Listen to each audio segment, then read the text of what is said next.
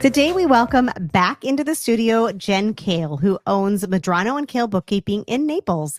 They assist small business owners with their finances so they can focus on what they love and what they do best. Welcome back into the studio. Thank you for having me again. Absolutely. So last time we were talking about business mistake or accounting mistakes that small businesses make. Right. Okay. Now we're going to delve into the budgeting world. I know. Budgeting is fun.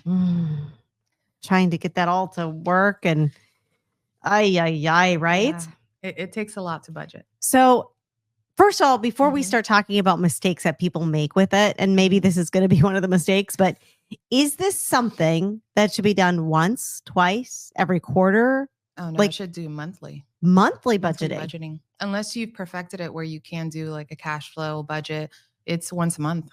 Okay. That's what you need. So what are you supposed to do when, what are you supposed to do when you sit down and do a budget? Okay. So think of the basics. What is your income? What are your expenses? What are the variables? What can come in? What are surprises that can do it? So income, expenses, you know that. You're running your accounting software or whatever you're using. Okay. What is another key factor? If you have employees, payroll.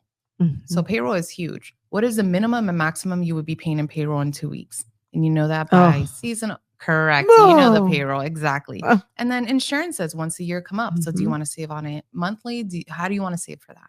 Taxes, you know, so it's all just taking everything what would come out of your bank account every year and saying, okay, this is what I'm going to save for it monthly and do a budget, because some businesses are seasonal, others are not.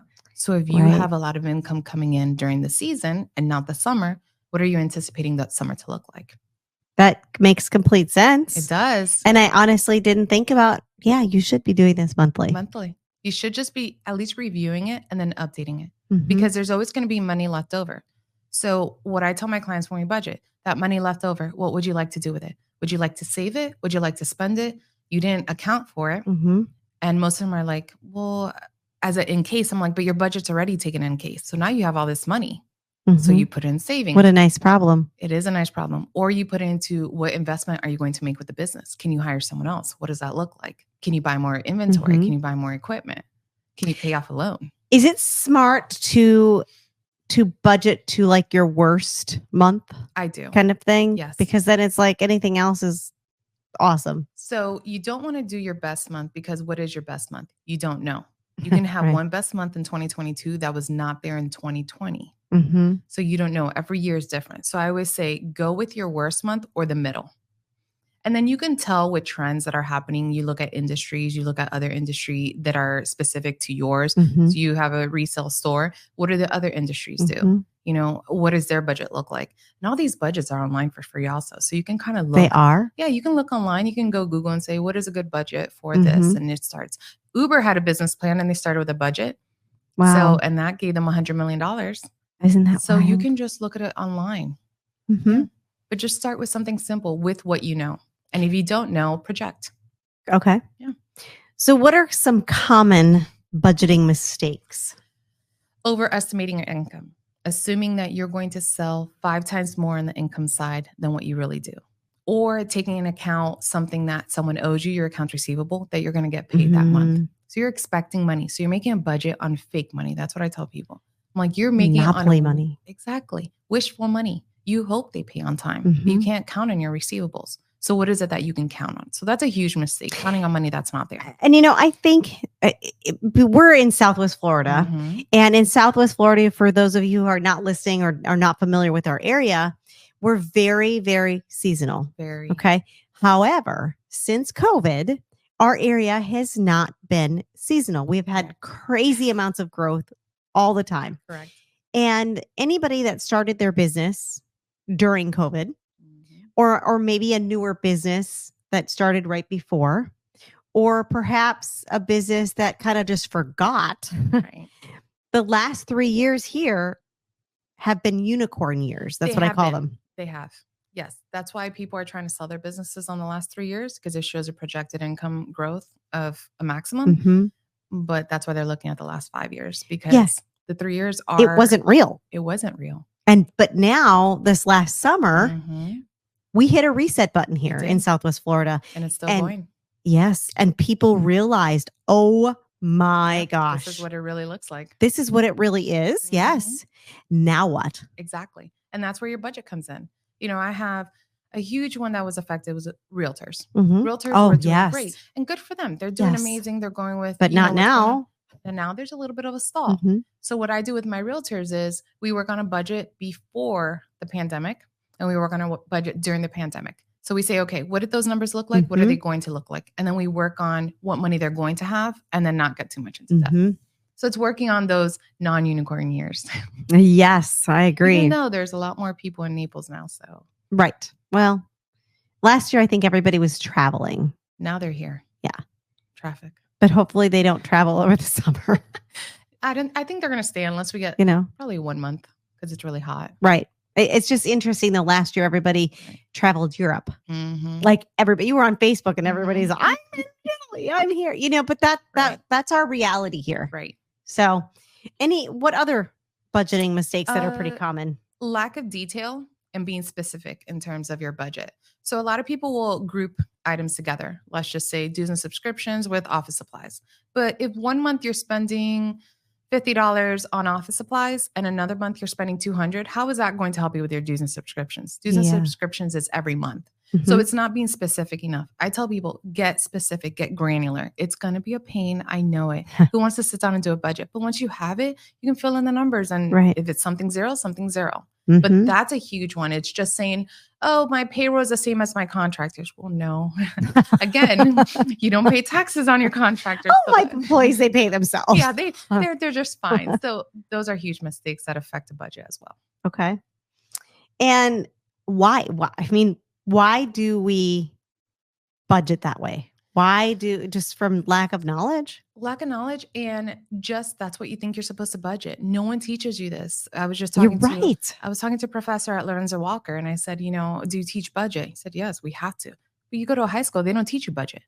So how do you know what to budget if they don't teach us in the education system? That's a different story. But when you're older, you don't get taught it. You go to a bank, you open a bank account. They don't say, hey, remember, you got to put money away for bank fees if you get a bank statement. No, they don't ask you into that. They say, okay, good luck. Because they're in the business to make money. Because they're in the business to make money.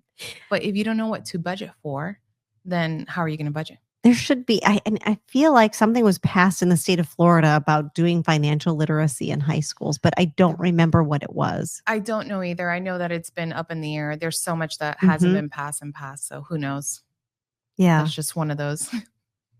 And consequences, we're going to get into that right after the commercial break here. Okay. But consequences of not making budgeting mistakes. Right. We'll get to that right after the commercial. Okay. Is your closet overflowing? Or maybe your kids' closets are as well. Or maybe you just want to redecorate your home. If you're wondering what to do with all that stuff that you've accumulated, bring it all to True Fashionistas or even ship it to them for free. They'll sell your unwanted items for you, take away all the hassle by doing all the work, and all you have to do is sit back and collect your money. You can reach out to them online at truefashionistas.com. Check them out online or in store, Facebook or Instagram. That's truefashionistas.com. All right. Welcome back, friends. We are back in the studio with Jen Cail of Medrano and Cail Bookkeeping. And we're chatting about business budgeting. I know I'd rather watch the paint dry on the wall because I'm not a math person, but I know it's important. It is. It's very important for the health of your business and for you personally as well. Correct. It is. So how can we've talked about the mistakes. How can we avoid making the mistakes? And what are consequences? I know that's a very loaded question. First of all, what are the consequences of not budgeting correctly and making these mistakes? And then on the flip side is how can we avoid making them altogether? So a big one is overspending. If you don't have a budget, you're going to overspend because you're not going to know what you've allocated the money for. So if you overspend at the end of the month or the end of the quarter, end of the year, where did your money go? You don't know. You don't know where to put it in your financials. So that's a huge thing, the overspending. And that, as we know, we need cash to run a business. And if you overspend, you're going to be running it on debt. So this is reducing your profitability. If you don't have the right information, you're not going to have the right profits. You can tell anyone that you've made $800,000 a year, but if you don't budget, where did that money go? Did you keep it? Did you leave it? What happens to that money? Mm-hmm. So those are huge, huge mistakes and everything what happens, the consequences. Right. Yeah. So how can we avoid this? Well, we have the internet for a reason. So first thing I tell people is if you're unable to get a consultation with someone who can assist you with a budget, go on the internet, get a budget sheet. It's very plain and simple. There's free ones online. So that's a huge one. It's knowing what actually comes in. Just look at your numbers. If you can't invest in an accounting software, whatever your dilemma may be, let's just start with your bank account. What did that first month do? What are you projecting? What are you anticipating? What does it look like? Because then you can plan for the future and then mold yourself to do it better. You just hit the nail on the head, I think. Plan for the future. What's that saying? If you fail to plan, you plan to fail. Exactly. And that's why. So how do you fix it? How do you get it? Well, first you have to start. Mm-hmm. So that's how you can learn. You learn, go on YouTube. YouTube teaches you how to sew. It's going to teach you a budget. Oh my gosh, it teaches everything on there. Exactly. It teaches everything. Go to your local community. Go to a library. Get a book. Not TikTok or Facebook or Instagram, probably though. I would not count those with an IRS audit if you get that. But I saw it on TikTok. Oh yeah, I can't wait for those. I can't wait for that explanation one day. Can't. I get it now. But those are just ways you can learn. I always tell my clients when they start, because there's a lot of startups. We're in Southwest Florida. Everyone's an entrepreneur. Right. I think since the pandemic, and we kind of hit on that, everyone decided they want to work remote and for themselves. That's great. Great that they made that decision, but learn where your financials are going. And that's always just taking a step in the direction of, okay, what is coming in? What is going out? Keep it to the basics at that point. That makes complete sense. And do you have some tips for our audience on how to actually create an effective budget? Yep. So I just say, go to Excel and start with just a table sheet and start with, okay, this is what the income is. What is every expense you believe your business is going to incur? It could be something simple as an Apple subscription, $2.99, all the way to your cell phone for $59.99. Whatever it is, write it down. So just write all your expenses and then bring in your income. Okay, what are you anticipating? And then see, what do you think is a reasonable amount you should put away? If you don't know, look at your industry. What are the industry data telling you? You can look that up online. Would a resale business, would it be 30% on their cost of goods sold? Would it be 20%? What does that look like? And then what do you feel comfortable with? So it's just starting with, what do you think your business is going to need? And it all starts with legal fees, insurance, accounting, bank fees. There's all these fees. So you have to offset it with your income. Yeah. And insurance has gone up so much. It's a projected 30% growth. 30%? And it's going to keep going up. I just don't even, it's hard to wrap your head around it because that means for the average person out there who owns a company, can you imagine the pushback they'd get from their customers if they increase their prices by 30%? And they have to. It has to get passed on at some point. It does. And if you think about it, there's always a new insurance. For my firm, we have 3 types of insurance. Sure. Yes. You can't just go with the basic. You have to be protected. And that's what's expected. I go above and beyond. But if you think about how many do you need? Workers' compensation. Well, that's a must. It's right? a must if you have it. General liability. A must. Exactly. And then you have other insurances. If you provide health insurance, or at least you provide a deductible for your employees, there's so much that happens. And yes, you do have to raise your prices. There's other like errors and emissions and employee protect, like the EPLI. There's also for salon industries, they have an insurance that helps them with if they get into legal trouble and their contractors can pay $10 a month. What? Yeah. Oh, like you fried my hair. Yes, basically. Basically, yes. Oh my gosh. $10 a month.